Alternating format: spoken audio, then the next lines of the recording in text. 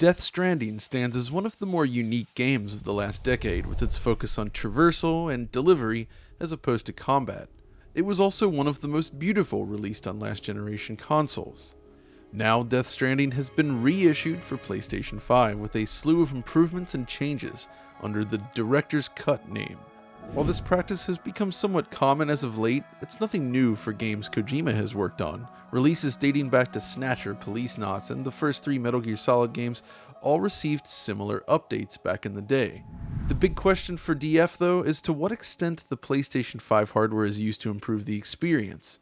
How do the visuals compare to the original PlayStation 4 and PC versions, and what's the frame rate like? What's up with the new content, and how does the game hold up today? All that and more is coming up on this episode of Digital Foundry.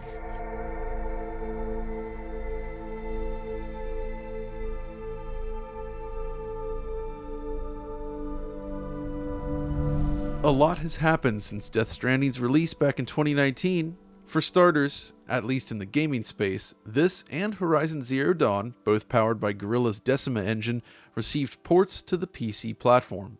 Then last year, of course, the PlayStation 5 arrived, and post-release, we've seen a large range of later generation PS4 titles updated for the system. Some are simple frame rate boosts, while others offer a more complete package.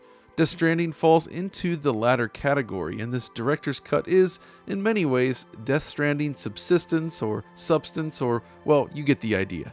Things like the firing range, for instance, offer more than what the name would suggest. It echoes things like the VR missions from the first 3 Metal Gear Solid re-releases. Beyond this, there's also new story sequences and areas to explore, but it is worth noting that the new content and features take quite some time before you'll gain access to them, so early on it feels a lot like the original Death Stranding. But this will allow you to appreciate the new visuals. So what do we have here? Well, for starters, there are 2 main visual modes here, and an option to play the game in ultra-wide mode, sort of. So what's the difference? Well, the game defaults to performance mode, which, based on pixel counts, seems to be 1800p. Image quality wise, it actually looks comparable to the PlayStation 4 Pro's checkerboard rendering mode. Sharper in some areas, slightly softer in others, but similar overall. Obviously, the main benefit of this mode is the frame rate, which is now 60 frames per second, but we'll get to those numbers soon enough. There's also a quality mode available, and this raises the resolution to native 4K, so it's very sharp indeed, but there is a performance penalty.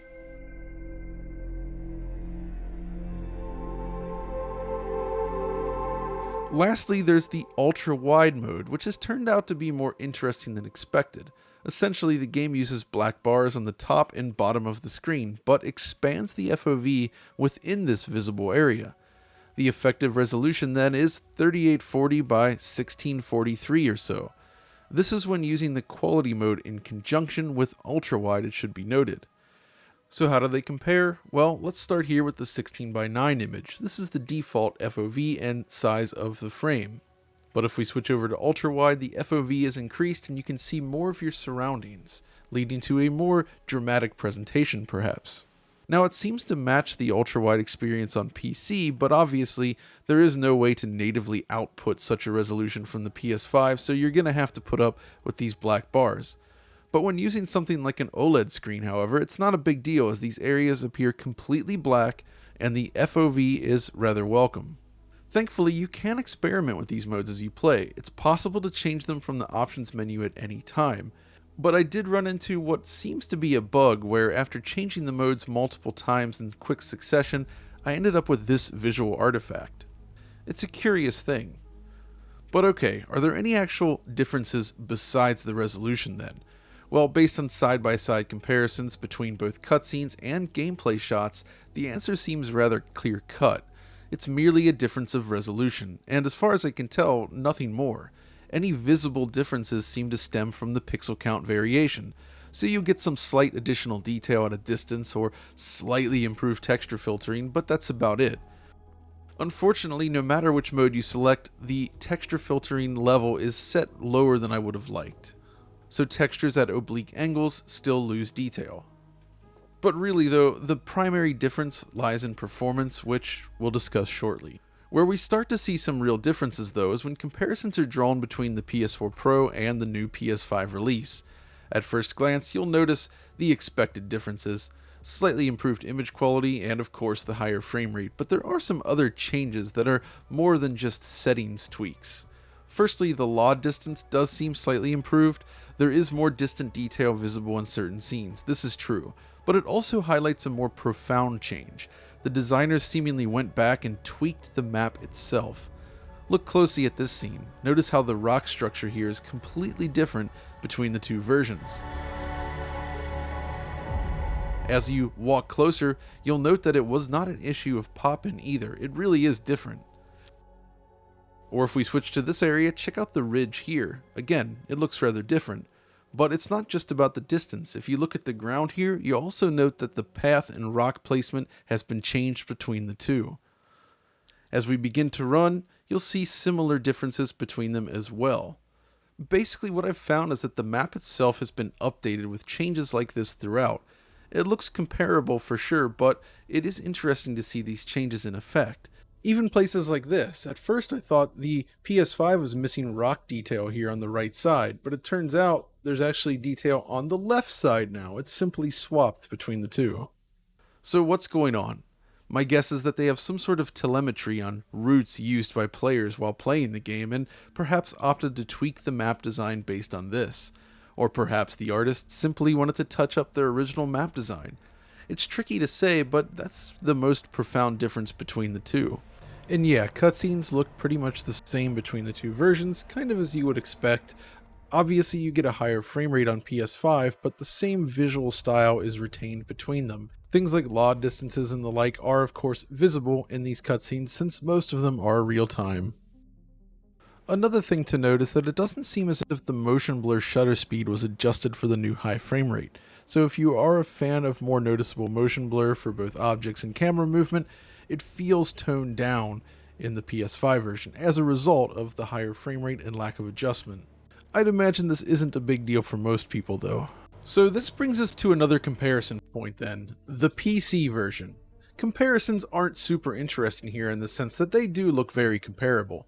Sure, the PC has some additional options not available on console, such as the fantastic DLSS implementation that produces crystal clear subpixel detail on things like foliage, as well as some higher LOD options. But what I really want to note here is the care and attention to detail that Kojima Productions has poured into each of these releases. Essentially, unlike say Horizon Zero Dawn, Death Stranding had a phenomenal release on the PC, with a ton of options, great performance, and solid support for the platform. That they've done this yet again with another bespoke version of the game, with even more features and content, says a lot about the care they've poured into making this version. It's a game where each and every release feels very carefully crafted, and I really respect this approach. So yeah, in terms of content, polish, and visual quality, Death Stranding is a solid release on PlayStation 5, but obviously, the one big point we need to discuss next is the frame rate. Firstly, let's get performance mode out of the way by saying that it achieves precisely what it sets out to deliver. It's 60 frames per second, full stop. Okay, so there's always a chance for drops, so nothing is ever 100% certain here, but based on hours of play and a ton of performance capture, it's virtually flawless. It runs smoothly with zero hiccups or stutters, camera cuts look great, and everything just flows. Simple.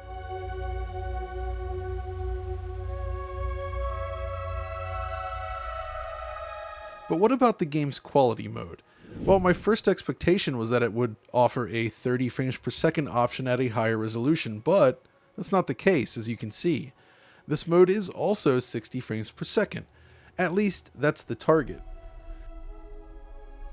What's interesting about this one is that it manages to hit this target most of the time. Gameplay is, by and large, quite stable in quality mode. You can run around the map and experience the game without many issues when using quality, but there's a reason why it's merely an option, and that rears its head primarily in two different situations. Firstly, the cutscenes. These tend to be heavier than the gameplay and have a noticeable impact on frame rate in quality mode. When compared directly against the performance option, you can see a 10 to 20% reduction in frame rate during certain sections. Basically, it drops into the upper 40s or lower 50s during the scenes typically. It's certainly an argument for variable refresh rate if I've ever seen one.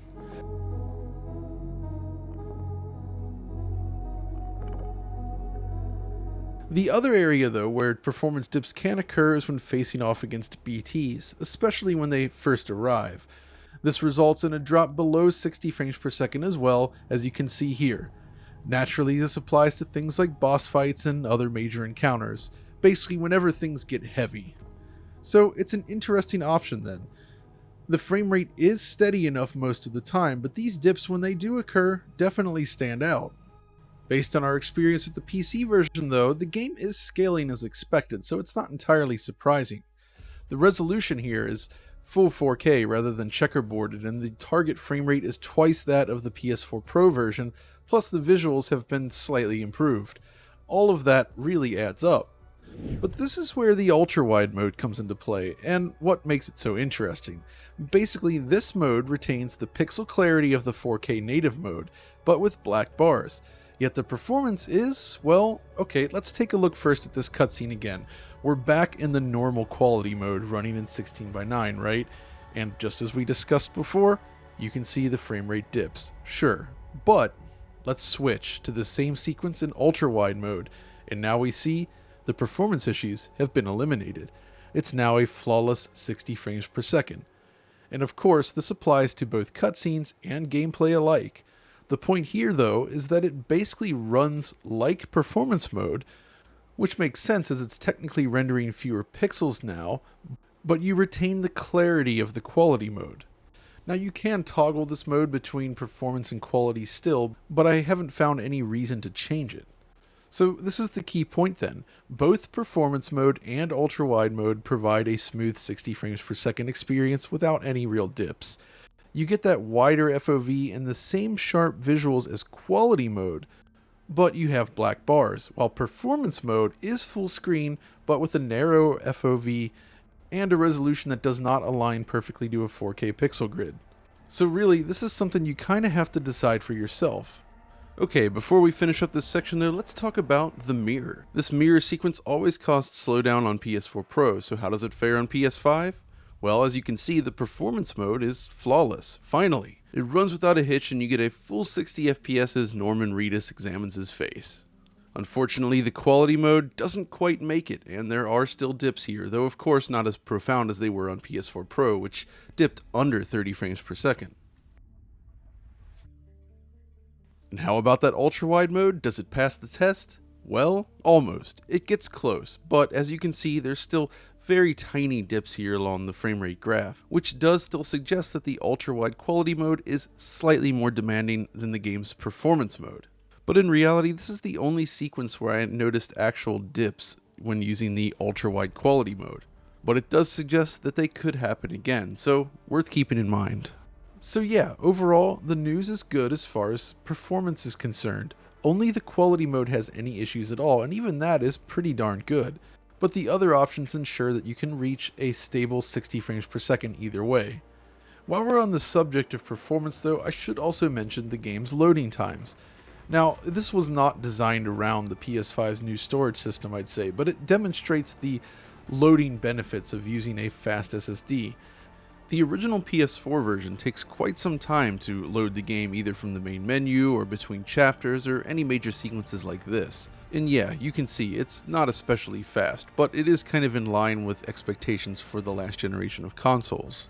If we load the game from the main menu on PS5 though, as you can see, the loading times are nearly instantaneous, just a short little pause here.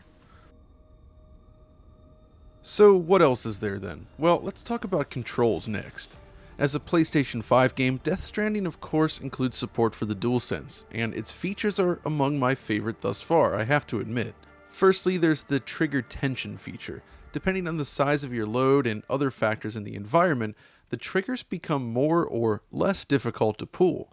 Throw a huge amount of stuff on your back and it takes more effort to stabilize Sam, which somehow feels more realistic. But use an exoskeleton or something else and it reduces that tension. It's definitely a cool feature that does enhance the overall feel of the game. But beyond that, the haptics are also absolutely excellent. reflecting the terrain, the weather conditions, and the cutscenes. It just feels fantastic, and like the trigger support, is among the best games we've seen on the platform thus far. Plus, of course, you can still hear certain sounds through the controller speaker, just like on PS4, but again, it highlights how much better the speaker is in the DualSense controller versus the DualShock 4. But the controller is not the only option. Death Stranding on PlayStation 5 also supports mouse and keyboard, just like the PC version, which means you get full access to the PC interface and controls, and the game can seamlessly swap between them. You can even combine DualSense controls with mouse input if you desire.